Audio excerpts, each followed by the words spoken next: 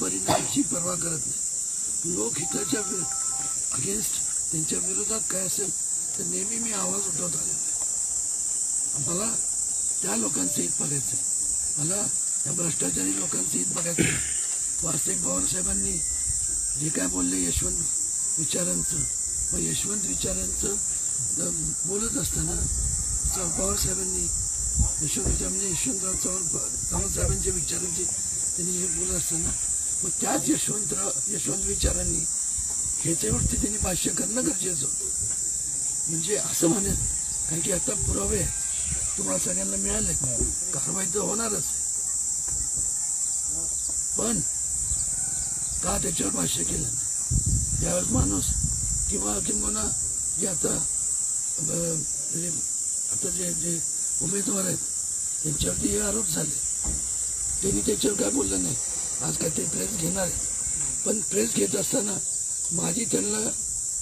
मी त्यांना आव्हान नाही, विनंती करणार की एखादा समजा माझ्यावरती आरोप झाला तर मी सुद्धा जर गप्प बसलो आणि मी पुरावे जर दाखवता तर आपण नुसतं वायफळ जर चर्चा केली की नाही असं ते हे राजकारण आहे, हे म्हणजे रडीचा डाव आहे. हे म्हणतात ना रडीचा डाव, हा त्यांचा रडीचा डाव आहे. इलेक्शन होत राहतात, तुम्ही लोकांच्या पैशाचा जो जे व्यवहार झाला, जे वापर केला किंवा भ्रष्टाचार झाले त्याबद्दल तुम्ही जेव्हा कागदपत्र बोलतात, ब्लॅक अँड व्हाईट जे म्हणतो कागदपत्र, हे तर कुठं नाही.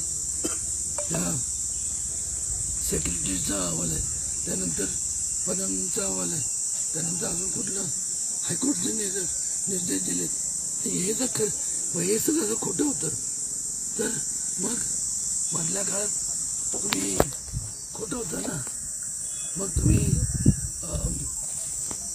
बेल म्हणजे जामीन मिळण्यासाठी कोर्टात का गेला.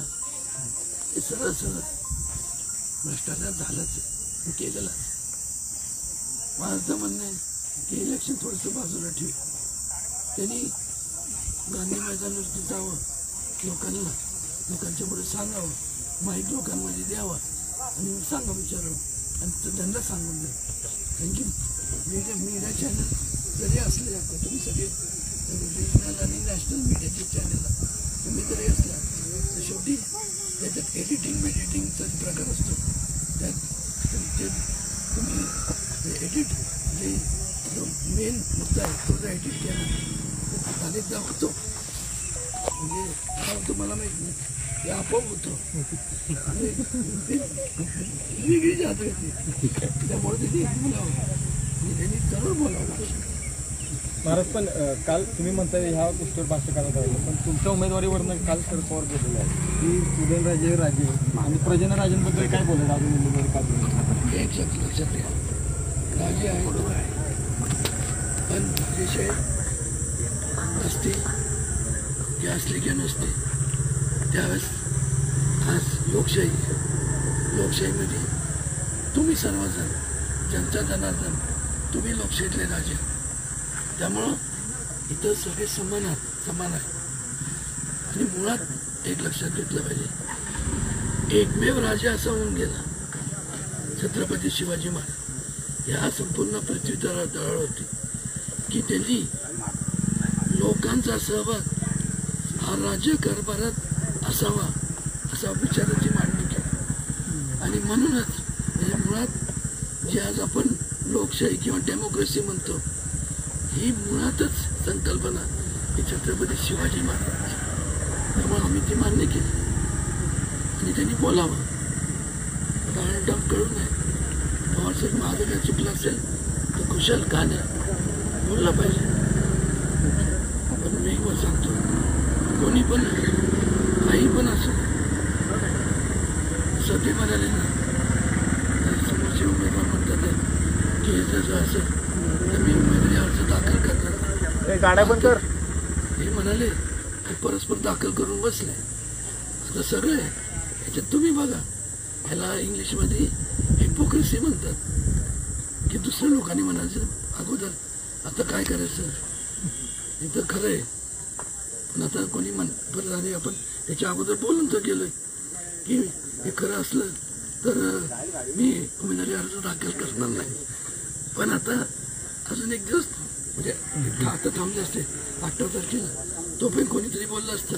हे खरं आहे कारण की ते जेव्हा ते बोलले ते दुसऱ्या दिवशी कोर्टाचा निर्णय जो मिळाला 13 तारखेला 14ला पत्रकार परिषद.